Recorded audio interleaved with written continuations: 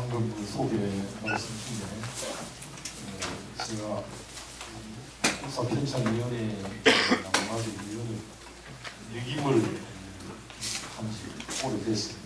지금 현재는 아니고 현재는 전북대학 이분대 사학과 교수로 재직 중에 있습니다. 제 전공은 신라사 또는 이제 조금 더 범위를 넓혀가지고 오히려 신라 가야사로 이렇게 말씀드립니다.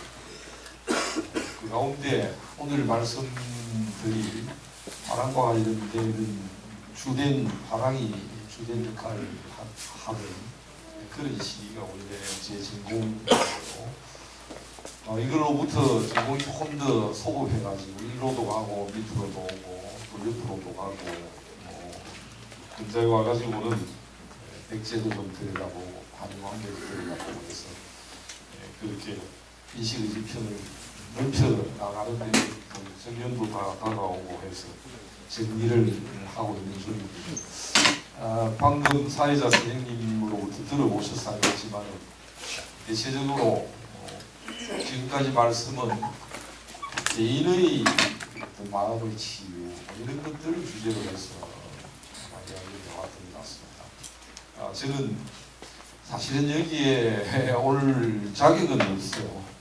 제가 이게 정모르고 시조한다고 우연한 기회에 제가 아침에 한 1시간 10분 정도 걸어서 학교에 출근을 하는데 가다가 신천벼들이 따라가지고 출근을 합니다. 제가 이름을 밝힐 수 없는 여러분들도 아는 분인데 아침에 가다가 분이 자전거를 타고 잘 지나가가지고 간혹 만납니다. 간혹 만나서 여기서 걸어오면서 이런 이야기 저런 이야기를 하다가 이번에 뭐 주제가 이런 게 있는데 뭐 이제 이야기하다가 어떤 맥락에서 나왔는지 모르겠는데 뭐 화랑에 관한 이야기도 나오고 이래가지고 그래서 그 화랑에 관한 주제를 가지고 이야기를 한번 해보는 게 어떻겠노 이렇게. 그런데 개인의 마음에 관한 문제를 이야기하면서 화랑에 관한 이야기를 화랑 개인의 고민을 이야기하는 것도 아니고 이게 도움이 될지 모르겠다라고 그렇게 이야기했습니다. 그리고 세월이 흘러가지고 그냥 잊고 지내다가 최근에 와가지고 또 신라인의 마음 뭐 이래가지고 또 거창하게 이름을 붙였는데 제 생각으로는 화랑이라고 하는 게 신라인의 어떤 치유, 사회적 문제의 치유의 한 그것이기 때문에 그런 걸 통해서 개인을 치유한다고 생각하면 뭐 화랑에 관한 이야기도 해도 되겠다 그런 생각이 들었습니다. 게다가 화랑에 관해 가지고 교과서에도 나오고 전문가들도 화랑을 입에 올리지만 의외로 화랑에 관해 가지고 부정확하고 잘 모르고 있는 경우가 굉장히 많습니다. 우리 저 고대사 전공자라도 뭐 이쪽 관련해 가지고 글을 써보고 묻은 기록을 뒤져보고 하지 않은 사람은 의외로 잘 모르는 것 같아요.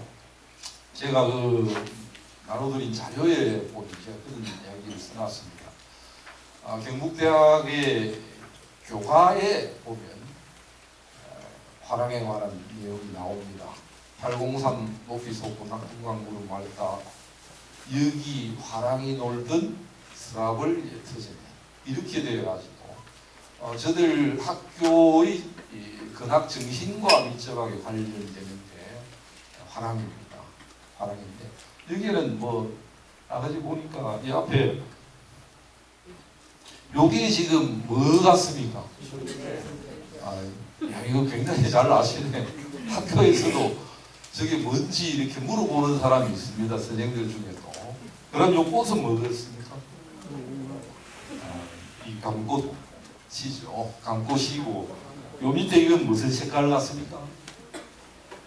거기에 조금 막히시는 것 같은데 여기에는 이제 자색입니다.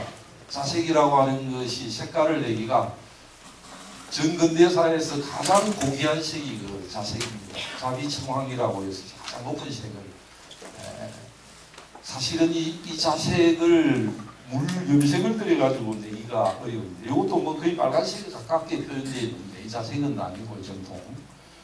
여기 감꽃으로 되어 있고 어떤 감의 순수한 맛. 왜 우리가 감꽃이라고 그럴까요? 경북대학이 원래 있던 데가 감나무골이 있었어요. 그래서 거기 지금도 우리 대학에 가면 감나무가 많이 있습니다. 그런데 그 중에 몇 그루는 단감이고 나머지 다 뜰감인데 지금쯤 이제 감이 좀 떨어지는 시기입니다. 그래서 어떻게 해서 감의 색깔 때문에 아마 감나무를 상징으로 이렇게 했던 것 같고요. 여기 보면 별이 있죠. 별이 뭐겠습니까? 첨성대, 여기 첨성대니까 첨성대에서 별을 보라고 했는데 이 별은 뭐겠습니까?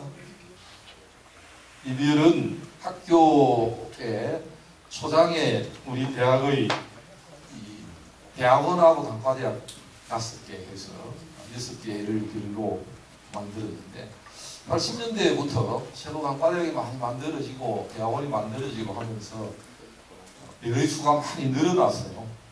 별의 수가 23개까지 늘어나가지고 별을 많이 미국식의 별이었습니다. 미국식의 별인데 별을 다 세우니까 도안이 엉망진창이 돼가지고 한 10년 전에 이거 도저히 이래가지고 안 되겠다 싶어서 다 취소를 했습니다. 그래서 간혹 어디 가다 보시면 별이 7개도 있고 9개도 있고 10몇 개도 있고 22개, 3개도 있습니다. 그래서 그걸 한번 보시기 바라고요. 여기 잘못된 게 하나 들어가지 않았는데 여기에 중간에 보면 한글로 중간에 첨성대 안에 경자가 있어야 정확합니다.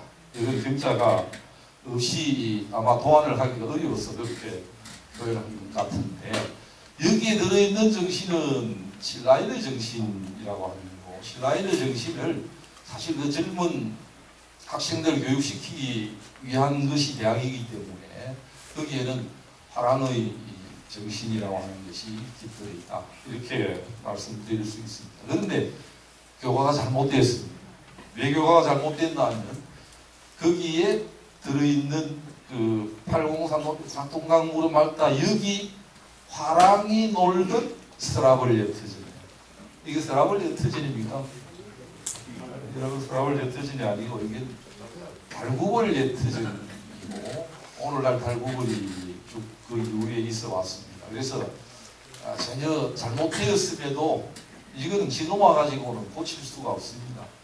화랑에 관한 내용도 스라블이 뭐고 달구벌이 멀고 잘 몰랐기 때문에 그것이 비전했는데 어느덧 60년 전에 이미 잘못되었기 때문에 지금 와가지고는 고칠 수도 없는 것입니다. 그래서 자세히 듣자. 잘못하면 영원하게 잘못하면 실수를 범할 수 있다.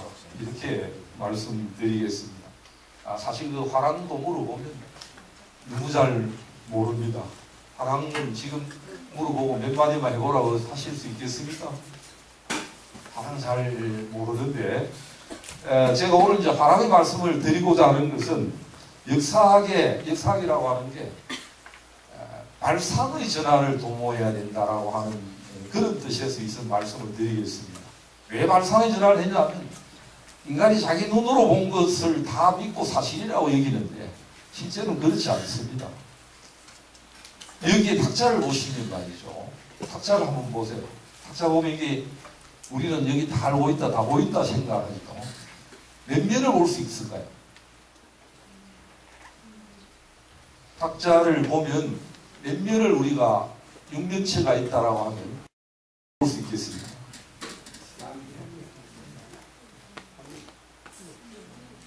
지금 잘 모르겠죠? 육면을 보고 있다는 건 우리의 착각입니다. 우리는 3차원의 세계에 살기 때문에 시간은 4차원의 세계에 살지만 3차원의 세계에 살기 때문에 3면밖에 볼 수가 없게 되어 있습니다. 그런데 그럴 정도로 인간은 불완전한 존재이고 자기가 본 것을 무조건 옳다고 믿고 있는데 그렇지가 않습니다. 직접 보고 눈으로 봤던 것도 착각일 가능성이 많습니다. 인간이 만들어 놓은 거죠. 제가 물을 한 컵 지금 마셨는데 이 물 맛이 말이죠. 내가 어느 입장에서 물을 마시느냐에 따라 가지고 물 맛은 전혀 다릅니다. 목이 마를 때 하고 배가 부를 때, 목이 마르지 않을 때 하고 물 맛이 같겠습니까? 물 마시고 남는 것을 물 한 컵, 반 컵을 마셨을 때 바라보는 생각은 크게 다릅니다.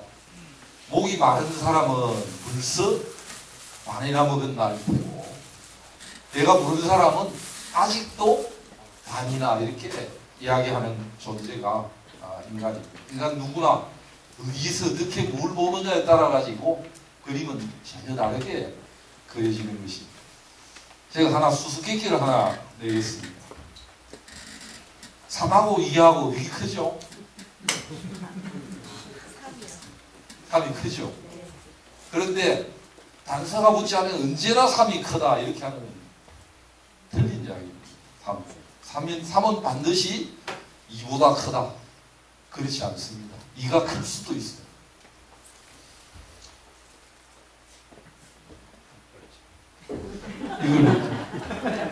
우리는 무조건 우리 관념 속에 3이 무조건 2보다 크다 생각하는데 절대 그렇지가 않은 거죠. 우리가 만들어내놓은 어떤 경우에만 3이 2보다 큰 것입니다.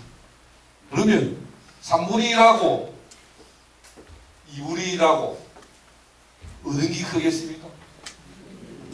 2분의 1이 크죠. 2분의 1이 큰데 요거 사과하고 요 수박이라고 했을 때 사과하고 수박이라고 비교해보면 어디 크겠노? 여기 2분의 1인데. 그래서 우리는 착각을 하면서 살아가고 있습니다. 그래서 화랑에 관한 이야기를 하는 것은, 올바르게 하는 것은 바로 이런 일종의 치유의 효과가 있다. 그래서 제가 한번 치유라고 하는 글을 가만히 이래 보니까요, 치를 다스린다는 뜻인데 치에 물이 들어가 있어요.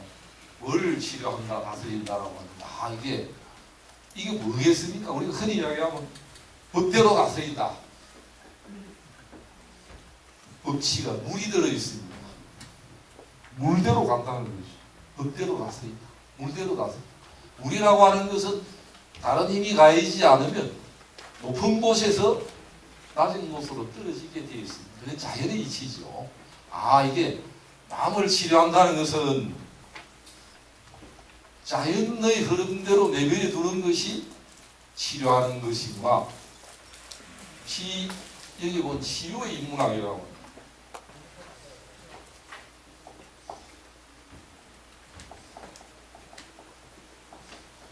여기 보면 바탕에 마음이라고 하는 글자가 있죠. 마음이라고 하는 글자가 있어서 저는 이걸 화랑과 연결시켜가지고 화랑과 연결시켜서 정확하게 아는 것이 마음을 치유하는 길이다. 아마 화랑에 관해서 정확하게 알면 인생도 또 마음의 치유가 되고 인생도 또 새롭게 보이지 않겠느냐, 그렇게 생각이 됩니다. 제가 이런 말씀 드리는 것은 발상의 전환을 해야 마음도 치유가 되고 몸도 치유가 된다, 이런 말씀으로 제가 화랑을 가지고 감히 마음의 치유에 나서게 되었습니다.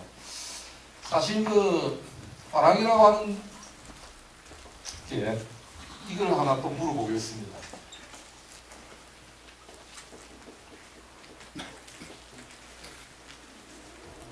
화랑도 한자를 이렇게 씁니까? 한자를 이렇게 쓴다요.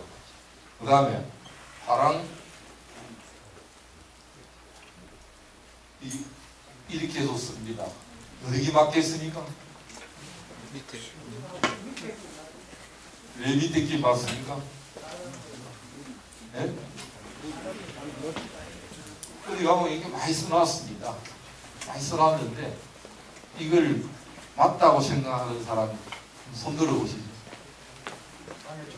이제 눈치가 좀 있어가지고 포수가 되는데, 화랑의 정신이라고 하는 표현으로 쓸 때 이렇게 쓰지만 이거는 족보가 없는 일제 때 만들어진 표현입니다.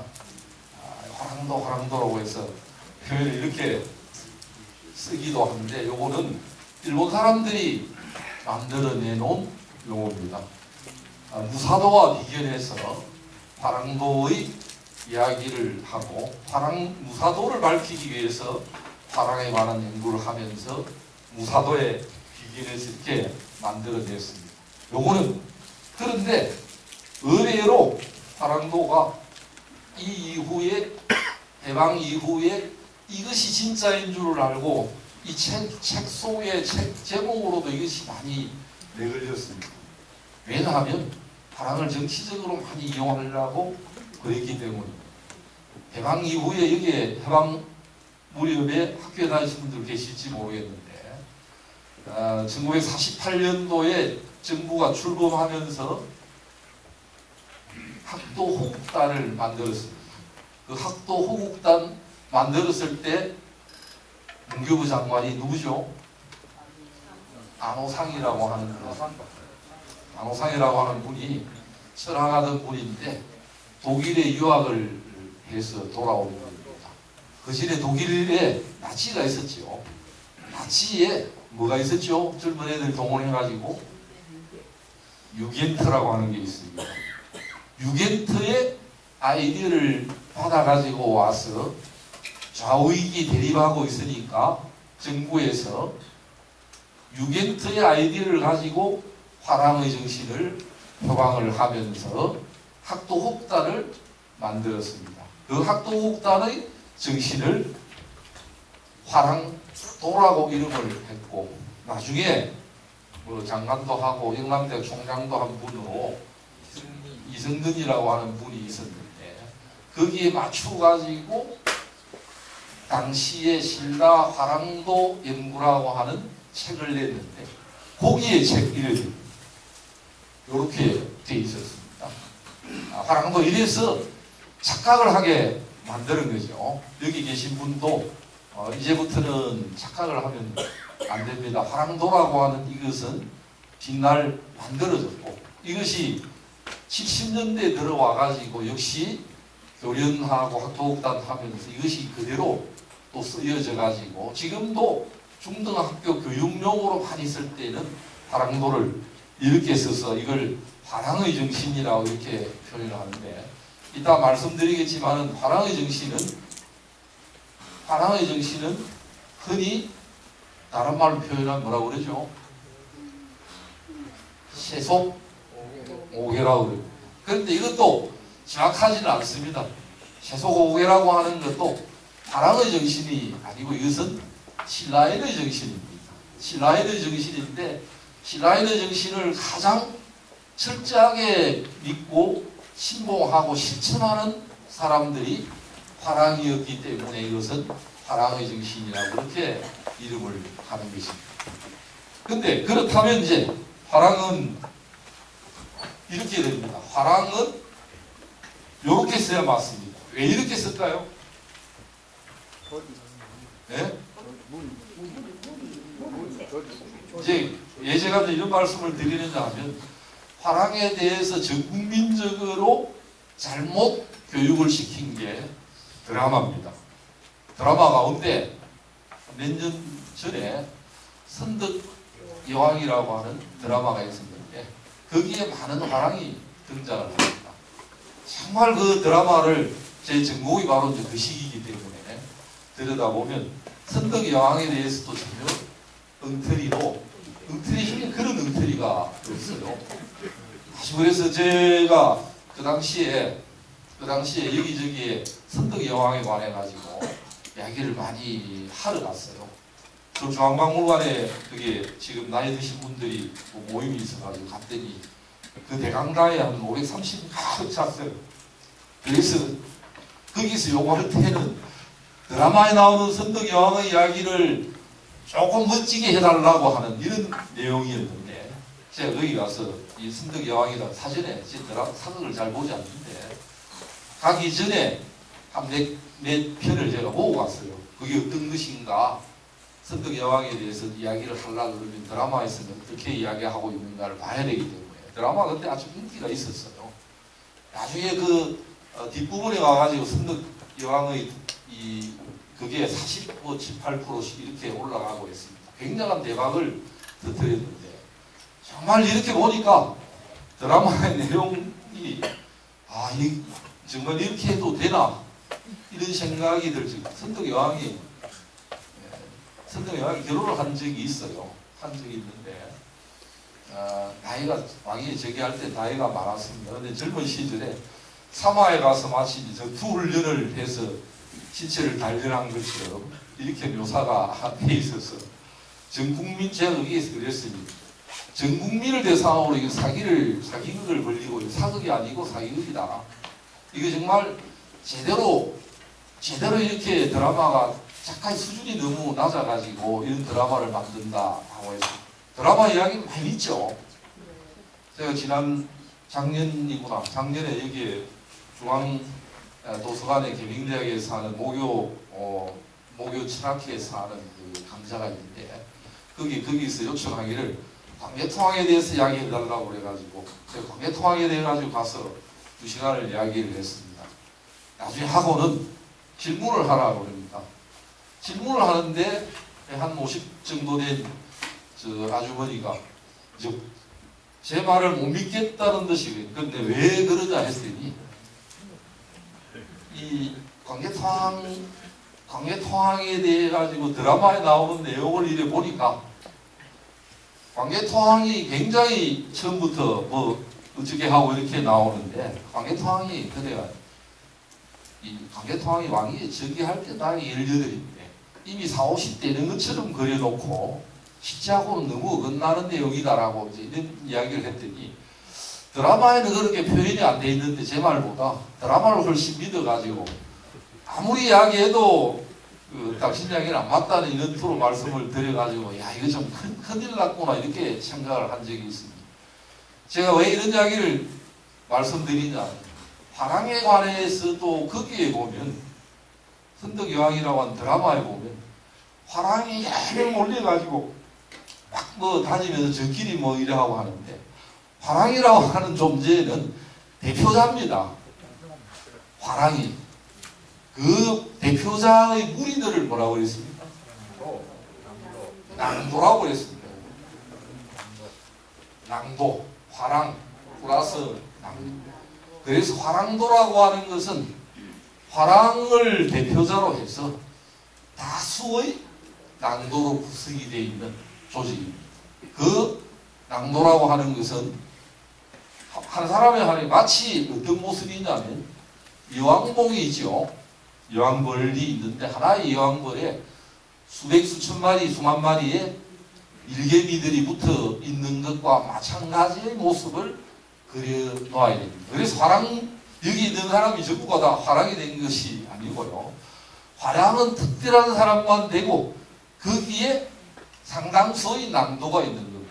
우리가 화랑이라고 그러지만 실제로는 그걸 움직여 나가는 주축은 낭도들입니다. 여러분들과 같은 낭도들이지 화랑은 이따가 이제 말씀드리겠는데 화랑이 일시에 처음에 한둘이 있다가 늘어나가지고 화랑도 조직이 가장 많이 있을 때가 7개의 조직이 있었어요. 그런데 드라마에 보면 이도 하랑, 이름도 하랑이고 저름도 하랑이고 하랑이 모여가지고 저끼리 하랑끼리만 모여서 이렇게 활동하는데 정말 하랑에 관해가지고 ABCD도 몰라가지고 참 답답해 한 적이 있습니다. 그래서 화랑이라고 하는 화랑과 낭도로 구성이 되어 있는 이 조직이다. 그런데 여기 가보면 랑이라고 하는 글자가 있어요. 이름에 여기 이제 꽃, 요즘 표현으로 하면 꽃미남이라고 하는 뜻입니다. 꽃미남. 랑이라고 하는 것은 미성년자 남자에게 이름의 말미에 붙이는 거예요. 여자는 뭐라고 그럴까요? 여자를 높여가지고 지금은 낭자라고 여랑이라고 그래요. 여랑. 남자는 남랑이 아니고 무슨 랑입니다. 어른이 되면 성년이 돼가지고 성년이 돼가지고 나이가 성년이 되면 그 사람의 이름을 무슨 락이라고 그러면 애를 가리키는 거기 때문에 무슨 락이라고 붙이지를 않아요. 락이라고 안 그러고 성년이 대해서 성년을 높인 말로 있습니다. 우리말로 하면 무슨 시 뭐라고 하는데 그건 뭐라고 하냐면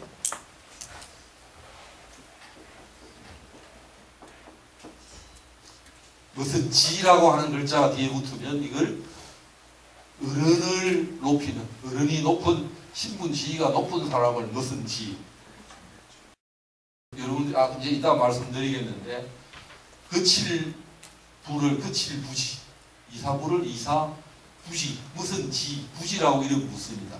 그거는 어른이라고 하는 뜻이고 어른의 높임말로 그렇게 붙여진 것입니다. 그렇게 보면 이제 화랑이라고 하는 화랑하고 낭도가 결합이 되어 있는 조직이다. 이렇게 이제 기억을 하나 해두시기 바랍니다. 그럼 화랑이 뭐고? 화랑이 뭐냐고 물을 때 뭐라고 답변하겠습니까? 화랑과 낭도 조직. 왜 화랑이 있었겠느냐? 화랑이 왜 있었겠습니까? 화랑은 그 당시가 필요한 인재를 양성하기 위한 하나의 수단이었습니다. 인재를 인재를 교육하고 나면 뭐 하겠습니까? 관료로 또는 군관으로 발탁을 해가지고 국가가 필요로 하는 인재를 적재적소에 써나가는 그런 조직으로서 운영을 한 게 화랑입니다. 신라가 삼국 가운데 가장 후진국이었어요. 신라가 삼국 가운데 가장 후진국인데 마침 어떻게 되죠? 고구려나 백제를 누르고 마침내 삼국 통합을 달성했습니다. 뭘 가지고 했겠나요? 삼국 통합에 성공을 했던 것은 그 중에 여러 가지 요인이 있겠는데 그 가운데 두드러지게 나타나는 것은 인재의 양성과 활용이었습니다. 특히 어떤 인재를 많이 길러내느냐 하면 저는 그 가운데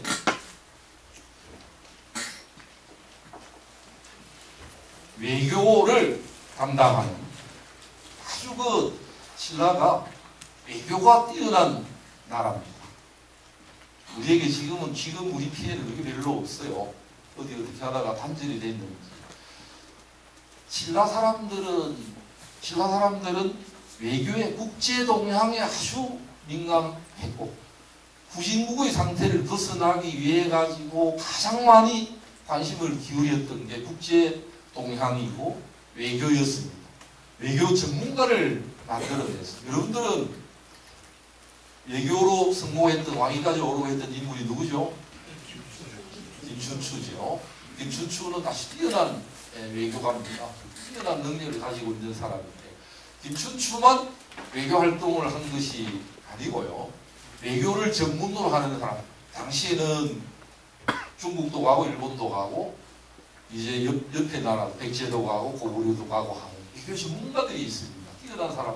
사실은 인재 양성하고 인재 양성 가운데 국가 경영을 포함해가지고 가장 뛰어난 인재를 외교에다 쓰고 이 외교를 감당할 수 있는 능력이 있는 사람을 길렀기 때문에 고구려와 백제를 제압할 수가 있었던 것입니다.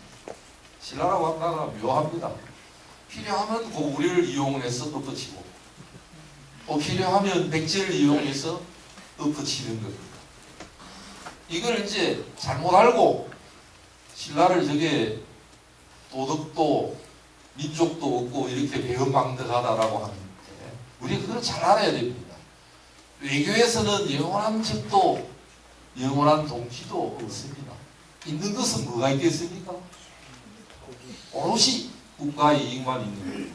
외교가가 나서서 외교활동을 하는 것은 오로지 국가의 이익만을 위해서 존재하는 겁니다. 국가의 이익을 위하지 않으면 내국행위가 되는 겁니다.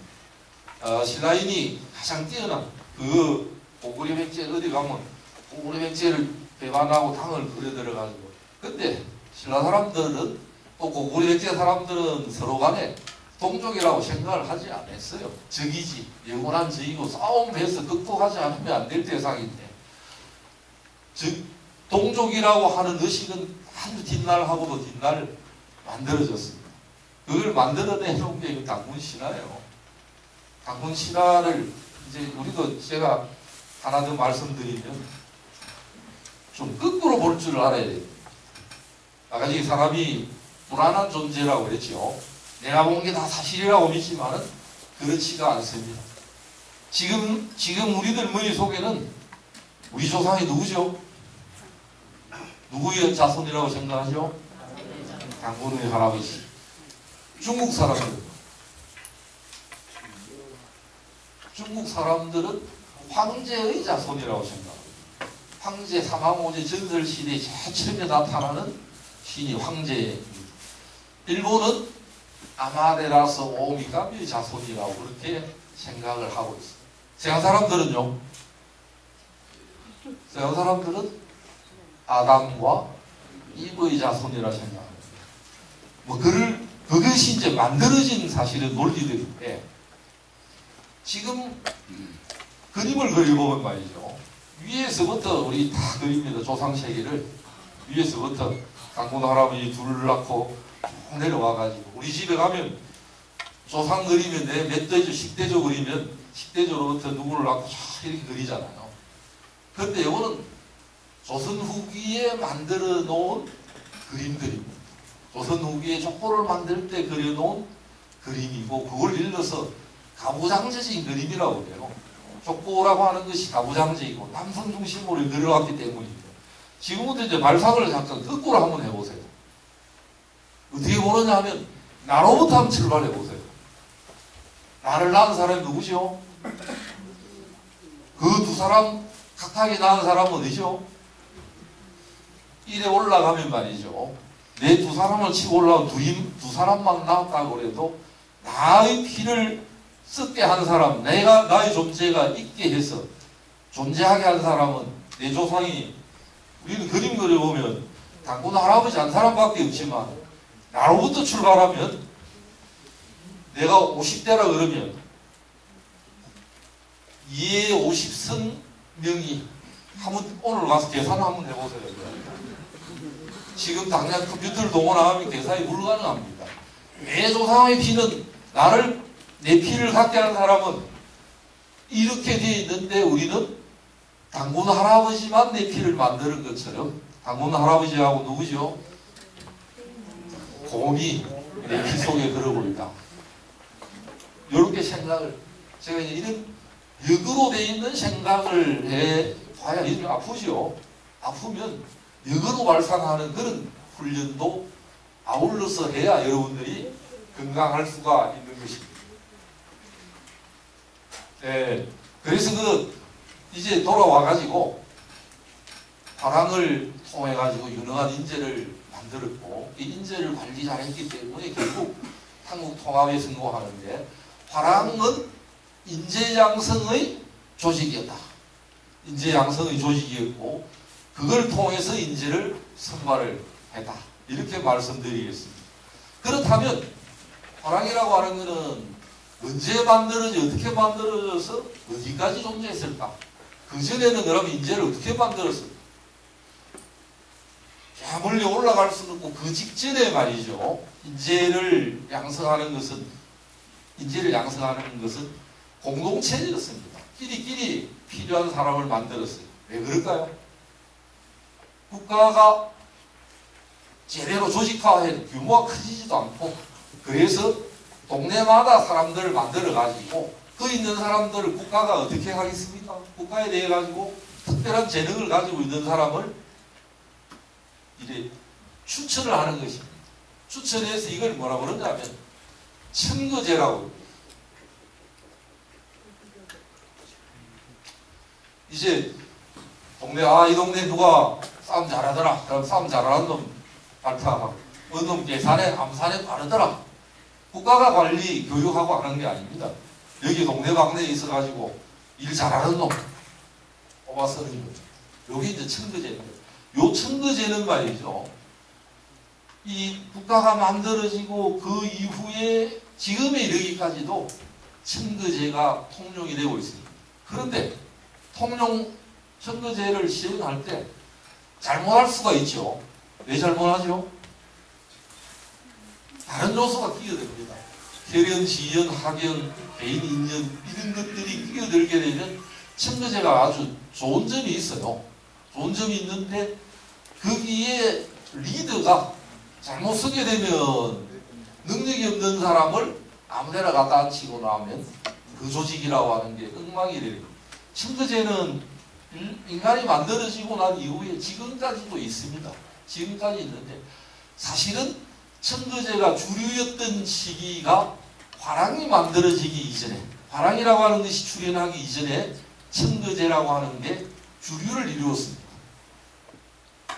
그 이후에 화랑이 만들어질 필요성은 신라에서는 6세기 들어와 가지고 생겨나는 것이죠. 국가가 이제 제 모습을 갖추어가기 시작하고, 국가가 제 모습을 갖추려고 그러면 어떻게 해야 되죠? 제도가 만들어지고, 제도가 만들어지면 그걸 보완해주는 여러 가지가 이제 나타나게 됩니다. 굉장히 구조가 복잡해지게 되는 거죠. 구조가 복잡해지게 되니까 이걸 체계적으로 양성하지 않으면 안 되는 상황에 도착을 한 겁니다.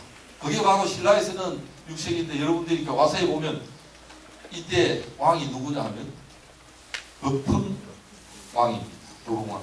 법흥왕 때부터 본격적으로 제도가 갖추어져 가지고 국가 규모가 커지고 제도가 갖추어져 가지고 도저히 청거하거나 암산으로 계산해 가지고 머리만 가지고 되지 않았습니다.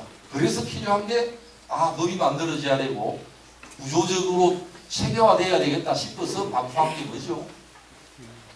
이제 율령과 같은 것이 도입이 되어 오고, 국가를 운영해 나가는 데는 당부가 있고 관료가 있고 이런 것이 필요하니까 전혀 상황이 달라졌습니다. 이렇게 해가지고는 삼국 새로운 인재를 적재적소에 배치를 할 수도 없겠고, 삼국 간의 항쟁에서 승리하려고 그러면 뭔가 조직적으로 인력 관리를 하지 않으면 안 되겠다. 국가가 필요로 하는 교육을 시켜서 인재를 만들어 나가야 되겠다. 이렇게 생각을 하기 시작을 했던 겁니다. 그런데 법흥왕은 다른 일을 많이 하다가 보니까 기존의 방식대로만 인력을 쓰고 인력을 양성 체계적으로 한다는 그런 생각을 하지 못했던 겁니다. 법흥왕이 540년에 사망을 했어요. 사망을 하는데 자식이 없었어요. 딸만 있었어요. 말이 좀 모순되죠. 자식이 없었다라고. 그 당시에는 여성은 자식으로 사실은 여기지를 않았는데요. 누구를 이제 왕위에 내세우느냐 하면 진흥왕을 왕위에 내세우고, 진흥왕이라고 하는 인물은 법흥왕에게는 조카이기도 하고 또 외손자이기도 한 것입니다. 그 무슨 이야기냐면 법흥왕에게 딸이 있었는데 그 딸이 법흥왕의 동생하고 결혼을 합니다. 입종이라고 하는 입종 갈문왕인데, 여러분들 이제 오늘날 지금 제가 말씀드리는 화랑과 관련해 가지고 꼭 가봐야 될 곳이 한 군데 있어요. 경주에 가면, 경주에서 그 남쪽으로 내려가면 울산이 나오는데 은양방면으로 이렇게 내려가시면 은양에 다가가지고 보면 울주 천전이라고 하는 곳이 있습니다. 방구대는 아시죠? 방구대 안각화가 국보로 지정이 되어 있고 세계적으로 아주 그 당시 그림으로서 유명한 곳이 방구대이기 때문에 요즘 방구대 물이 채여가지고 굉장히 소란스럽습니다. 파괴하고 있다고 해서 많이 나오는데, 사실은 저는 방구대보다도 훨씬 더 관심이 있는 게 같은 계곡인데 북쪽으로 한 4km 정도 떨어져서 가보면 거기에 천전리 서석이라고 하는 곳이 있습니다. 혹시 가본 분 계십니까? 여기 관심들이 좀 다르시네요. 거기 가보면 큰 바위가 있는데 바위에 원래는 누가 그렸는지 알 수 없는데 아마 청동기 시대인이라고 생각이 돼요. 그 그림을 막 그려놨는데 그 밑에 보면 이 원명과 추명이라고 하는 그 그 525년하고 539년에 그 글씨가 이렇게 쓰여져 있어요. 글씨가 다 해독이 가능한 글씨인데 거기에 누가 등장하느냐면 법왕도 등장하고 진흥왕도 등장하고 진흥왕의 아버지도 등장하고 마누라도 어머니도 이렇게 다 등장하는 겁니다. 거기에 보면 아주 유명한 글입니다. 그게 진흥왕의 아버지가 자기가 사랑하는 여성이 있는데 그 여동생이라고 이렇게 되어 있어요. 여동생 매라고 하는데 그게 이제 누군지는 알 수 없지만은 와서 놀러 온 걸 그 다음에 자기 조카하고 결혼하고 난 이후에 입종이라고 인물이 사망하는데 진흥왕이 다음에 14년 뒤에 어머니하고 자기 외할머니하고 같이 왔던 내용이 거기에 들어있습니다. 그 내용이 들어있고 거기에 옆에 보면 화랑의 이름들이 나오고 화랑이 놀러와가지고 이름을 남겨놓고 가는 옛날 사람이 지금 사람이 똑같아요. 어디 가면 작서를 해가지고 자기 이름을 영원히 남기려고 그러죠. 우리 옛날에 제가 오래전에 베르사유 궁전에 가서 뒤에 화장실을 찾는다고 찾아다니다가 베르사유 궁전에 원래 화장실이 없어요. 그래서 거기에 귀족들은 그럼 뭐 하느냐? 긴 옷 입고 가서 요강 가지고 다니면서 해결하고 이렇게 해서 일반인들이 화장실 찾아다닌다고 막 찾아다니는데 그 뒤에 가니까 반가운 글씨가 있어요. 툭 쳐다보니까 뭐가 있겠어요? 한글이 있어가지고 참 그렇게 느껴졌습니다. 저게 하이델베르크의 그 무슨 황태자의 첫사랑에 나오는 그곳에 그 가가지고 또 감옥소에 우리나라 사람이 와가지고 자기 이름 석자 해서 한국 사람 출입금지라고 하는 아주 한 20년 전에 그 있습니다. 이름 석자를 남기려고 그러면 제대로 남기면 됩니다. 서울에 가면 북한산 비가 있어요. 서울에 가면 북한산 비봉이라고 하는 북한산 비가 뭐죠? 진흥왕 분수비입니다. 진흥왕이 세워놓은 건데 거기에 보면 말이죠. 비의 앞면에만 글씨가 있는데 옆면에도 글씨가 있어요.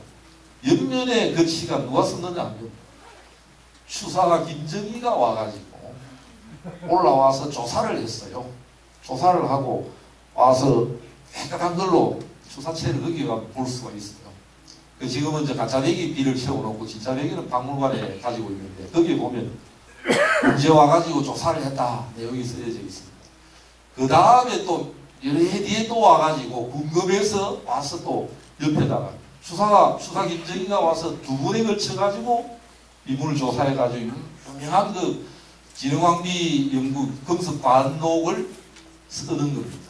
그런데 그 이후에 오랜 세월이 흘러가지고 제3의 인물이 누군지 모르지만 왔다 갔는데 글씨가 그냥 말로 낙서로 돼 있어요.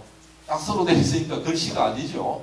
얼마만큼 세월이 좀 흐르고 누가 와서 중간에다가 글씨를 썼는데 한 10년 전에 유모 문화체청장이 그 복원할 때 추사 김정희 글씨는 그대로 복원을 했어요.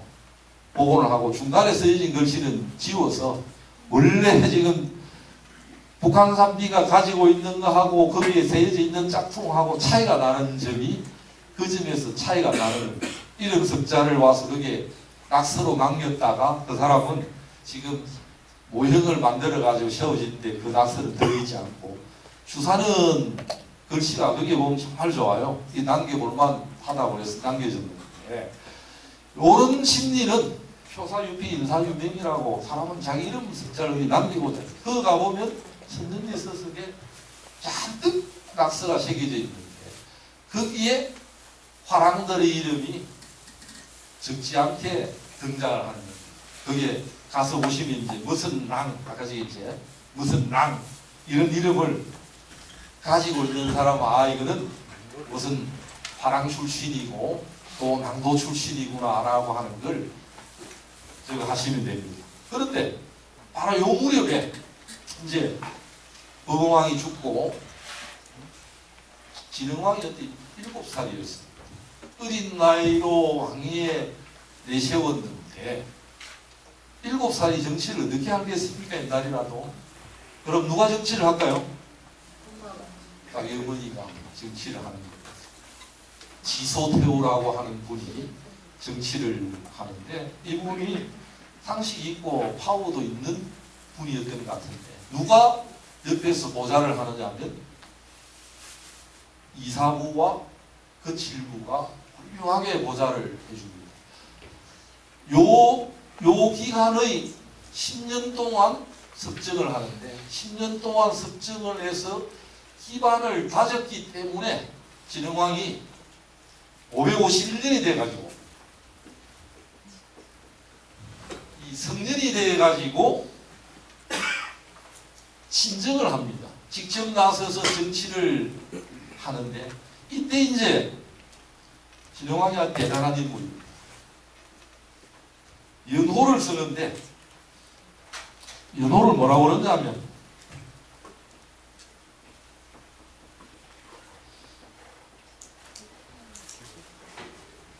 개국이라고 이렇게 연호를 씁니다.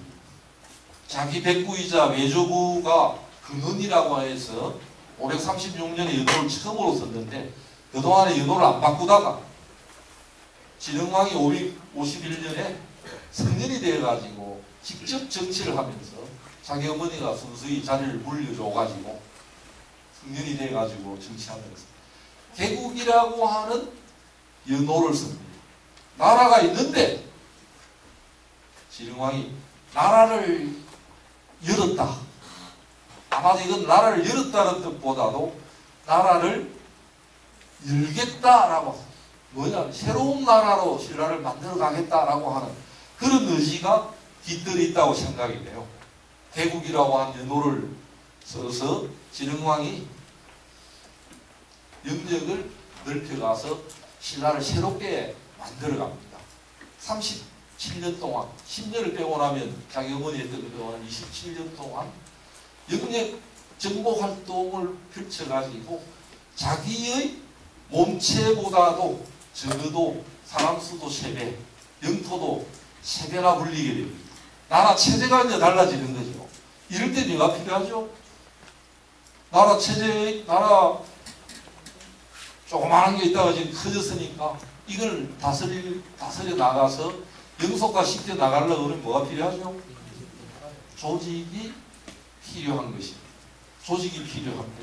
아마도 이런 시기에 새로운 시대를 열어가려고 그러니까 새로운 체제에 걸맞는 관료 조직이 필요했던 능력 있는 인재들이 필요하니까 진흥왕이 그걸 새로운 시대에 맞는 인재를 만들어 나가자 이렇게 생각을 했던 겁니다. 그래서 화랑도는 어느 때 만들어졌겠나요? 화랑도가 만들어진 건 언제겠습니까? 진흥왕 때입니다. 진흥왕 때 만들어졌는데 그런데 이게 하루아침에 만들어진 것이 아니에요.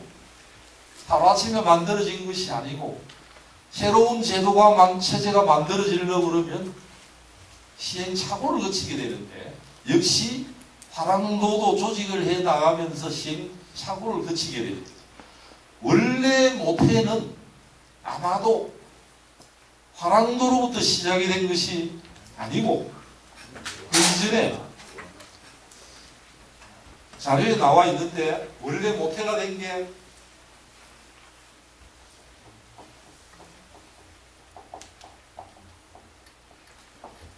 원화제라고 하는 제도가 있었어요. 제가 미안합니다. 이게 뭐 PPT 자료를 쓰고 이렇게 해야 되는데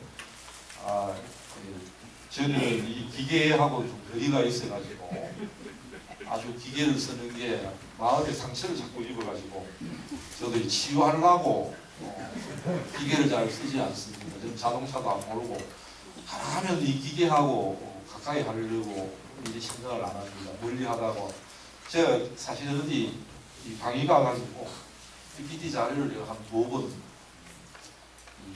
애들 보고 만들기는 쉬워요. 제가 안 만드니까 애들 불러서 야 이거 이런 거 이렇게 만들어 보라고 해서 만들어 가지고 이제 가서 일을 해보니까 도저히 못하겠더라고요. 이걸 보고 이야기하려고 했더니 말이 안 떨어져. 입이 안 떨어져가지고 한 두 번 시도하다가 옛날 한 10년 됐어요. 다른 사람도 한다길래 나도 해보자 싶어서 했는데 하다가 이거 내하고 체질이 안 맞네. 역시 문학은 눈 대 눈으로 얼굴을 보고 이야기를 해야지. 아이 투 아이. 눈을 보고 이야기를 해야지. 기계를 보고는 이야기를 못 해가지고 제가 미안합니다. 여기에 써놓으면 어디 제가 미술사하고 고관하고 같이 이렇게 섞어서 이야기하는데 다른 사람 전부 그림 보여주고 이렇게 하는데 저는 이걸 가지고 이야기를 하면 사실 물 떠놓고 이야기하면 대만이 자더라고요. 대만이 자서 효과가 있다고는 저는 그렇게 생각하지 않아요. 저 길로 나아가서는 안 되겠다 싶어서 말로 해야 되겠다 싶어가지고 제가 안 씁니다. 근데 속도는 좀 느려가지고 미안할 때가 많습니다. 그림도 좀 보여주고 하면서 뭐 요상한 그림도 있고 뭐 이렇더라고요. 우리도 많아요. 많은데 그 그림도 보여줘야 되는데 꼭 보고 싶은 분은 나중에 따로 저 현장에 가면 그런 게 많이 있으니까 보여드리겠습니다. 이 단순히 만들어지지 않고 원화제라고 하는 여성을 먼저 꼭 여왕봉에서 빌린 것이 아닌가 생각이 돼요. 그래서 300명의 젊은 아이들을 모아놓고 그 중에 여왕봉을 둘이나 내세웠습니다. 남모라고 하는 여성하고 준정이라고 하는, 또 기록에 따라 교정이라고 이렇게 나오는데 준정이라고 하는 여성을 내세워서 여성 젊은 여성들을 모은 게 아니고요. 젊은 아이들을 모아가지고 여왕봉을 두 사람을 세우고 패를 둘이 나누었어요. 150명씩 나눈 건지 300명씩 나눈 건지 그건 기록이 불분명한데 둘을 내세워가지고 그 사람들을 뭐라고 그랬냐면 인의 원화라고 그랬습니다. 원화라고 그랬는데 이 원화 제도가 화랑 제도의 모태입니다. 화랑이 만들어지기 전에 원화 제도가 있었는데 그런데 어떻게 된 심파인지 이 두 사람은 여성의 이제 문제점을 거기에서 드러냈어요. 둘이가 질시를 해가지고 서로 싸우다가 갈등하고 이랬는데 어느 날 술자리를 만들어 놔놓고 준정이라고 하는 여성이 남모를 억지로 잘 못 먹었던 모양인데 준정은 술을 잘 먹고 술을 많이 먹여가지고 취한 것을 보자기 안에 보대 안에 넣어가지고 물에 빠뜨려서 돌을 넣어가지고 해서 죽인 것입니다. 죽이놓고 모른 척하고 있는데 사람이 남모가 없으니까 찾아보라고 그러니까 이 의리를 지킨다고 이야기를 안 하는데 어느 누가 이 노래를 지어가지고 마치 무광이 선화공주를 얻을 때 노래를 이때 지었던 노래가 뭐겠습니까? 향가와 같은 것들을 지어가지고 유포해서 그 의미를 알아차려가지고 찾아내어서 준정을 이제 잡아 죽이는 이런 내용들이 이런 과정을 겪었기 때문에 원화제라고 하는 것이 못하지만은 잠시 시행이 되고 말았던 겁니다. 그런데 요거에 언제 원화제가 있었느냐? 이걸 둘러싸고 논란이 있지만 대체적으로 누가 만들었느냐? 누가 만들었겠어요? 추정해봐도 대충 추정할 수 있죠. 누가 만들었겠습니까? 진흥왕의 어머니일 것으로 보고 있습니다. 지소태우가 습증을 하던 기간 동안에 만들지 않았을까 이렇게 추정을 하고 있습니다. 그래서 이게 없어졌다가 다시 새로운 인력이 정말 필요해서 새로운 방식으로 만들어내려고 그러니까 인력이 필요한 것 여기 보면 여기서 이제 화랑이 됐는데 화랑에 왜 이걸 쓰겠나요? 요즘식으로 하면은 꽃미남이라고 하는 그런 뜻입니다. 화랑이라고 하는 요게 왜 화자가 들어가겠나요? 원화에 화를 여성성을 상징하는 겁니다. 그래서 화랑은 뭘 하느냐면 여성처럼 분장을 해요. 분장을 해서 여왕봉처럼 모셔두고 낭도들이 따라다녀서 몰려다니는 거예요. 요거를 진흥왕이 저는 원화제는 지소가 섭정을 할 때 있었고 개국을 하고 난 이후에 진흥왕이 친정을 하면서 이걸 근거로 해서 새롭게 만들어낸 조직이 화랑이다 이렇게 생각을 합니다. 그런데 이제 그래도 한 20살 밖에 안 돼 있는 진흥왕이 당장 이것을 만들었던 것은 아니고요. 이걸 만드는데 아이디어를 제공하고 경험을 제공했던 인물이 있어요. 초기에는 이사부라고 하는 인물이 활동을 하다가 그 바톤을 이어받아서 아마 그 숙지관입니다. 3촌간인지 5촌간인지 불분명한데 적어도 7촌은 넘지 않습니다. 7촌 바깥으로 나가지 않는 그 칠부와 이사부가. 그 칠부가 이름이 어때요? 이름이 굉장히 거칠게 들리죠. 이름이 실제로 이 표현이 거칠다라고 하는 무슨 우리말 표현입니다. 그래서 이걸 한문으로 표기하면 황종이라고 그렇게 표현을 했습니다. 이 거칠부라고 하는 인물을 우리가 주목을 해야 되는데 거칠부라고 하는 인물이 뭘 했죠? 역사책을 편찬하는데 역사책을 쓰려고 그러면 뭘 능력이 있어야죠. 문장을 쓰는 능력이 있어야 되는데 당시에 문장을 작성할 수 있는 능력 있는 지식인이 누구냐면 누구겠습니까? 선녀들인데 그 칠부가 어린 시절에 출가를 했어요. 뭐 가출한 건 아니고 출가를 했어요. 집안이 불교를 신봉해서 불교를 지원하는 입장이었어요. 불교를 적극적으로 수용하는 입장에서 그 칠부가 출가를 해서 산지사방으로 다 돌아다니다가 마침내 고구려 영역에까지 들어간 경험을 가지고 있습니다. 그래서 고구려에 들어갔다가 대량이라고 하는 뛰어난 성녀를 만나는데 이 성녀가 나중에 거기서 만나서 그 칠부를 보니까 예산놈이 아니니까 너 지금 거기서 왔는 놈이 예산놈이 아닌데 보니까 신라에서 왔다니까 너 목숨이 위험하니까 어떻게 저쪽에서 도망을 하라고 해서 그 칠부가 도움을 받아가지고 나오는데 대량이 앞으로 돌아가거든 나중에 일이 있으면 날 구해라 라고 이렇게 하는 겁니다. 그래서 그 칠부가 이 사령관 중에 한 명이 돼가지고 551년에 진흥왕이 친정을 하던데 신라가 백지와 연합의 상강유역으로 진출해가지고 고구려 영역을 장악하게 됩니다. 이때 해량이라고 하는 성녀가 돌아와가 같이 이제 만나게 돼요.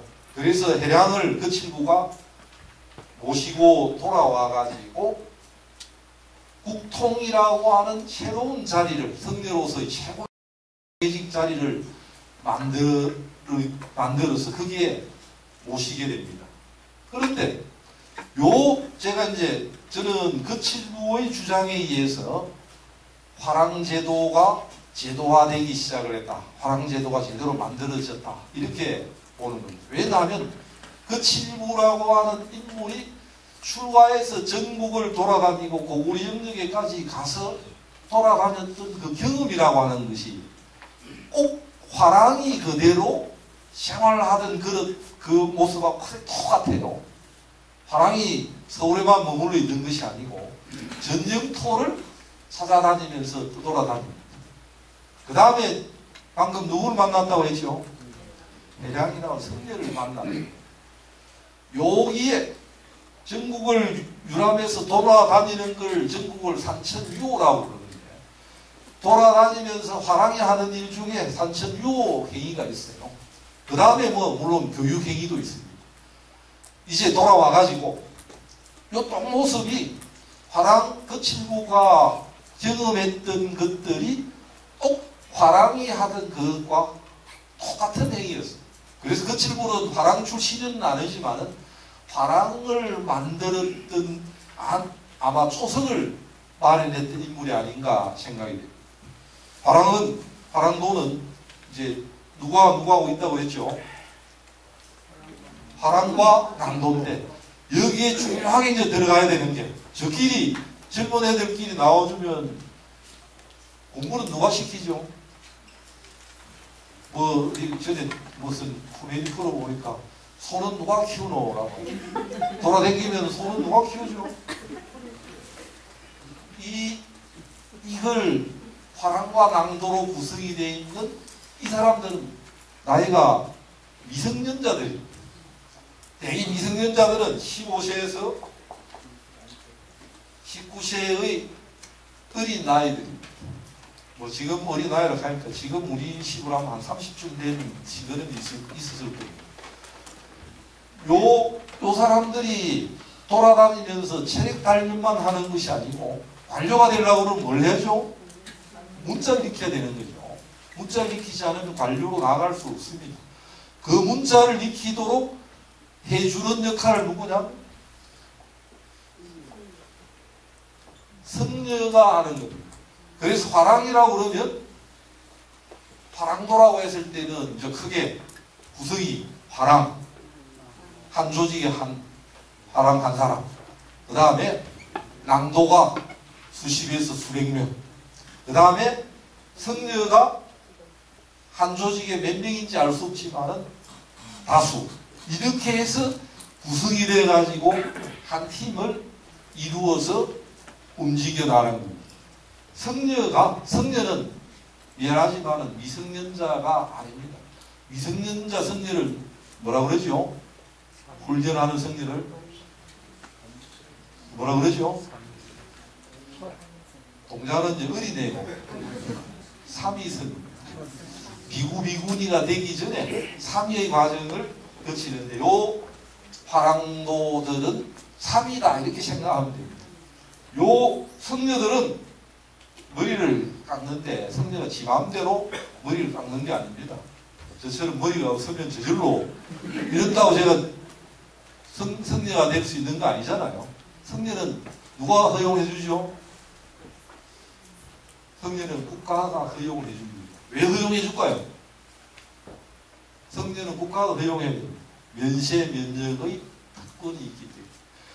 이제 잘 모르는 사람들이 아까 제가 이제 화랑에 대해서 잘 모르는 사람, 잘 전문가들도 모르는 게 성녀가 성녀 낭도다 이렇게 하는 성녀는 낭도가 사실 아닙니다. 이건 성녀는 뭐라고 그럴까요? 교사입니다. 교사. 성녀 이름에 말미에 뭐가 붙죠? 무슨 사. 무슨 사라고 해서 스승사가 붙죠? 무슨 사 이건 많이 들어보셨죠? 스승사가 성녀의 이름 뒤에 많이 붙는 게 뿌리는 저는 여기에 있다고 봐요. 성녀가 스승사를 붙여가지고 무슨 사라고 스님을 그렇게 이름을 부릅니다. 이 구조가 성녀가 교육을 담당을 합니다. 이건 누가 파견할까요? 국가가 인정을 해줘가지고 이제 파견해서 운영되어 나가는데 그런데 처음에는 국가가 아까 원화제에서 2명의 조직을 만들려고 준정과 남모를 추천을 했다고 그랬죠. 그런데 아마 처음에는 하나의 조직이 아니면 2개의 조직밖에 승인을 하지 않았을 텐데 많이 달려들면 어떻게 되겠나요? 세포 분열이 되는 겁니다. 나누어져서 시대가 자꾸 시기가 내려가면 화랑도 조직의 수가 점차적으로 늘어나는데 무한대로 늘어나는 게 아닙니다. 아무나 다 참여할 수가 없으니까 지금 기록으로 보면 한 시점에 화랑도 조직이 7개 있었던 게 가장 많았어요. 진평왕대 때. 진평왕대 그러니까 요 사이에 들어가는 사람들이 진평왕대 한 시기에 화랑도 조직이 7개가 제일 많이 확인이 됩니다. 그러니까 화랑이 이렇게 이만큼 모여가지고 저끼리 수련하고 저끼리 노는 것이 아니에요. 화랑은 누구하고 놀죠? 낭도하고 노는 겁니다. 낭도하고 돌아다니면서 훈련하고 성녀가 교육을 시키고 이렇게 노는데 여기에는 출석부라고 하는 게 있어요. 출석부도 있고 그 명부가 있습니다. 명부를 뭐라고 그랬냐면 황건이라고 했어요. 아마도 이거는 색깔이 아마 표지가 잘 안 닦이네.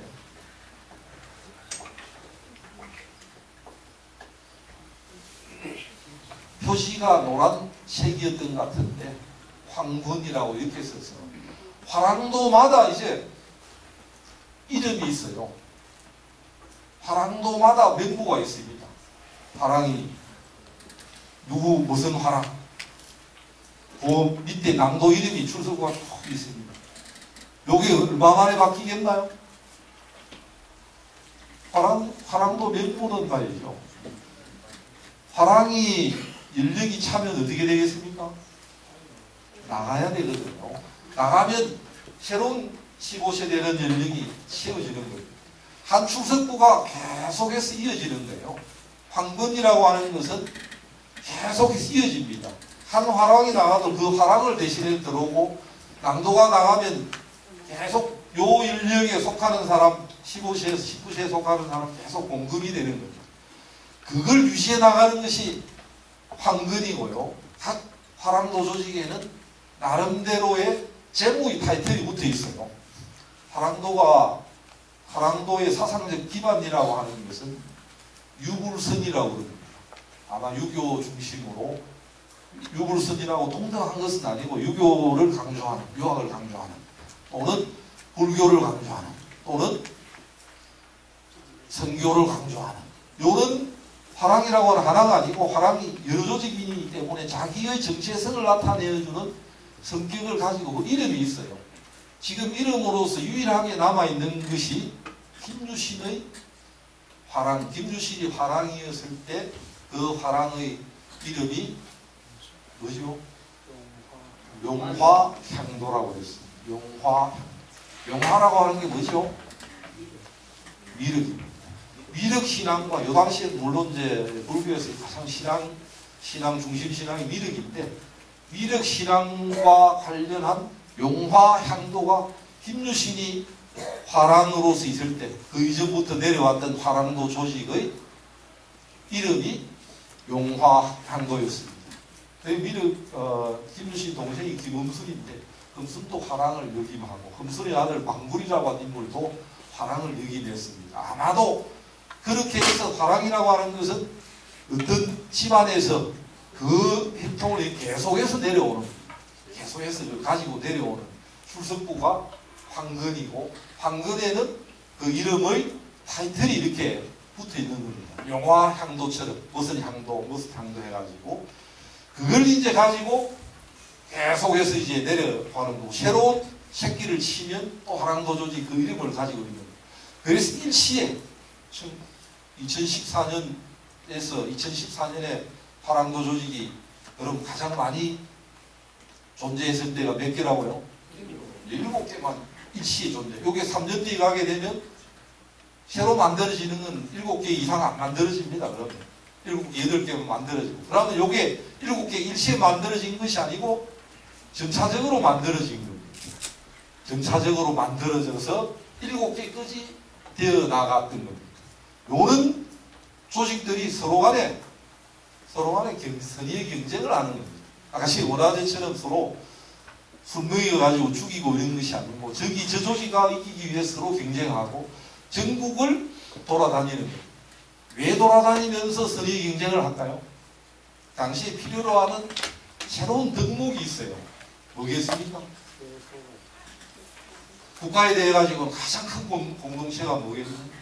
국가의 충성입니다. 그 다음에 새로운 공동체가 무너지면서 새로이 중요시된 게 가부장제 가족입니다. 그걸 유지해 나가기 위해서 필요한 게 뭐겠습니까? 교입니다. 그 다음에 그 전에 전부 다가 같은 성원이었는데 이제는 나누어지고 국가가 이 사회가 분화되고 하면서 개인 간의 관계가 멀어지는 겁니다. 그걸 위해서 필요한 게 의와 신 같은 거. 이런 것이 필요해지는 그런 사회로 들어가는 화랑도라고 하는 것은 이런 거를 서로 간에 단련하고 나아가서는 전국의 산천을 다니면서 서로가 심신을 단련하는 겁니다. 아마 그 사람들에게는 이 전국을 다니면서 국가에 대해 충성하고 별을 다하고 서로가 어려다니면서 멜띠 댕기고 또 문자를 익히고 하니까 오늘날 우리처럼 마음이 병들 여유가 별로 없죠. 우리 마음이 사회가 복잡하고 골치 아프고 마음이 많이 병들어 가는데 화랑도 조직에는 아주 정상적으로 돌아가던 이 시기에는 그런 것이 전혀 없었던 겁니다. 아주 그 가운데 아주 이제 돌아다니면서 심신을 단련을 하는 아가지게 지금까지 남아있는 거 기록으로 보이는 건 이제 천전리. 그런데 대구에도 뭐 어디 있다라고 이제 대구시 어디 향소 사는 분들이 그려놨는데 기록으로 보이진 않는 거고 이쪽 사람 꿈기는 거고 동해안을 따라가 보면 아주 그 금강산 방면에 이런 것들이 많이 있어요. 동해안 따라가지고 있고 전말동굴이라고 들어보셨을 겁니다. 제천에 가면 있습니다. 구석기 시대의 동굴인데 거기에 화랑들이 가가지고 놀면서 거기에도 글을 남기고 왔어요. 글을 남기고 와가지고 70년대 발굴이 돼가지고 그거 발견이 됐습니다. 그 동굴 안에 들어있었는데 그게 이제 구석기 동굴이라고 유명해졌는데 땅만 보다가 보니까 옆에 바위에 글씨 쓰는 걸 찾아내지를 못했어요. 뒤늦게 알려져 가지고 그 화랑의 이름들이 거기에 등장합니다. 문자가 놀러 왔다 이런 이야기들이 거기에 실려 있습니다. 그래서 왜 이렇게 돌아다니냐 하면 이건 심신을 단련하기도 하지만 아주 중요한 것은 뭐겠습니까? 전국의 지형지물을 익히는 전쟁을 하면 어떻게 하겠나요? 지형지체를 파악하면 나는 이긴 겁니다. 그래서 전국을 돌아다니면서 산천을 우리가 노래하고 흥얼거리고 다 화랑이 놀러 다니는 것처럼 생각하는데 절대 그렇지가 않습니다. 그건 다 교육의 한 과정이었고 국토를 사랑하는 서로가 신의를 지키는 이런 그 과정이었고 나아가서는 거기에 대한 전투 전쟁에 대한 준비를 해나가고 있었던 거죠. 그래서 이런 과정을 이제 거치고 나면 나이 들면 어떻게 하겠습니까? 뭐 영원하게 그래 놀아라 하면 좋은데 어른이 되면 자연히 물러나와야 되죠. 묵은 자를 내어두고 그러면 어디 가겠습니까? 반려로 공간으로 나가는 국가가 필요로 하는 단직에 또는 부직에 나가는데 여기 이제 누가 관여하겠습니까? 이걸 추천해주고 인력을 추천해주고 하는 사람은 주된 사람 누구겠나요?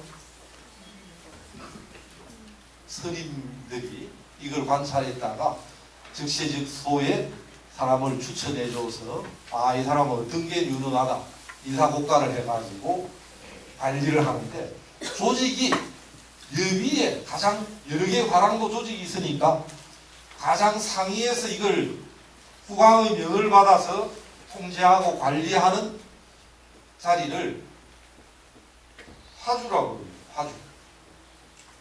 화주라고 하는 직책이 있어서 이 화주가 화랑도 조직을 관리해서 운영을 하고 성녀로부터 화주가 성녀일 가능성도 많이 있는데 인사고과를 받아가지고 국가에다가 지령왕이 이제 보고를 해서 그 사람을 이제 우선 관리에 쓰고 관덕을 지급하고 관직에 쓰는 그런 역할을 하는 겁니다. 그런데 이렇게 이제 조직이 운영이 되어 나가는데 이 국가와 그람이 무슨 관계에 있겠나? 국가 조직 제도 속에는 정식으로 이 조직이 들어있지를 않아요. 국가와 그러면 화랑도 조직이 무슨 관계에 있었느냐? 이 참 모호하게 되어 있습니다. 국가가 아마 성녀를 파견하고 재정적인 지원을 일부 하고 재정적인 지원도 하고 또 관리를 해주는 그런 역할을 했을 겁니다. 멀리 어디 저 강원도 어디 꼴짜기 가는데 거기에 가면 아마 어디 지방장관에게 해서 무슨 기운을, 재정적 기운을 해주거나 하는 이런 역할을 했을 텐데, 국가와 화랑도 조직의 관계가 굉장히 모호하게 되어 있습니다. 어떤 사람은 그래서 민간 조직이다 이렇게 보는 사람도 있고, 어떤 사람은 정식의 국가기구다 이렇게 보는 사람도 있습니다. 그런데 국가기구 속에는 이게 들어있지를 않아요. 그런데 화주가 있고 성렬을 파견하고 재정적 지원도 하면 뭐하니까 지금까지는 뭐라고 그러잖아요.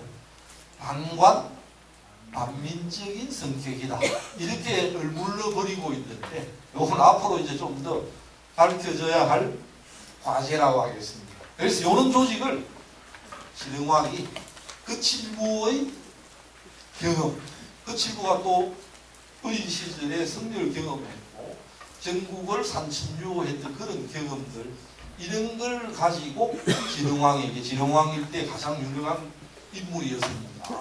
아마 거칠부의 주장에 의해 가지고 화랑도가 공식적으로 출범을 하고, 여기에서 배출된 인물들이 진흥왕 이후 신라가 삼국 통일할 때까지 신라가 백제와 고구려를 능가한, 마침내 삼국을 통합하게 되는 그런 기반을 마련해갔다 하겠습니다. 그래서 통일 이전 6세기부터 160, 70년 동안에 걸쳐 가지고 인재 양성의 기본적 기능으로서 역할을 했던 것이 화랑도 조직이었다. 이거 말고 또 인재를 활용하는 방법이 뭐가 있다고 그랬죠? 천거제가 있습니다. 기본 천거제가 있는데, 이제는 천거제는 비주류가 되고 주류가 화랑이 되었습니다. 그런데 이제 화랑도가 문제가 생겨나요. 그 조직이 영원할 수는 없는 겁니다. 왜 문제가 생겨나겠나요?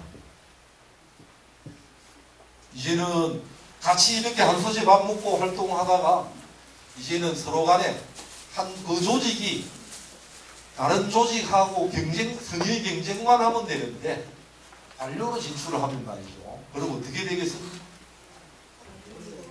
저끼리 모여가지고 밀어주고 댕겨주고 하는 겁니다. 고려 이후에 과거 시험을 치를 때 과거 시험관하고 수험생 배운 적이 없어도 쥐를 뽑아줬다고 특별한 관계를 맺습니다. 그걸 좌주문신의 관계라고 그러는데, 내가 이제 과거 시험 총대장을 지고 온 거라고 그러는데, 내가 총대장이었을 때 관료로 30명 뽑아가지고 관료로 발탁하는 그 둘의 관계는 아주 밀착이 되게 됩니다. 이때 화랑과 남도의 관계는 4년 동안이지만 3년여지만은 긴밀한 묵고 자고 같이 놀고 이런 관계를 맺어왔기 때문에 관료로 진출하고도 이 관계가 거의 유지가 되어 나가게 되니까, 관료에서 밀어주고 댕겨주고 하다 보니까 자연히 배타성을 지닐 수밖에 없게 되는 거예요. 그래서 한 100수십 년 동안 있다가 점차적으로 용도 폐기가 되는 부정적인 요소가 통일전쟁, 삼국통일전쟁을 치러 나가면서 나타나게 돼요. 아까 제가 말씀드린 것처럼 선덕왕의 적이 선덕왕대도 나타나서 이것이 근본적으로 문제가 있다라고 하는 것을 지배청에서는 느껴가니까, 또 신라국가가 그동안에 발전해 왔는데 기존의 유불선 이거 가지고 유지해 나가기에는 새로운 지식이, 새로운 정보가, 새로운 방식이 필요했던 겁니다. 그 방식, 그것 때문에 새로운 교육의 방식, 새로운 인재 양성 방식을 수용하게 되는 거예요. 그게 뭐죠? 그게 새로운 이제 유학을 전문으로 하는 교육기관을 만들어가지고 새로운 인재를 만들어 나가게 됩니다. 그게 이제 통일 이후에 와서, 요게 나중에 보면 과거 시험을 모태가 되는 건데, 제가 이게 너무 연속해가지고 말씀을 너무 오래 많이 드렸습니다. 더 할 말씀이 있는데 자꾸 눈치를 보이고 해가지고 이런 정도로 말씀도 이제는 이제 질문을 좀 받도록 하겠습니다.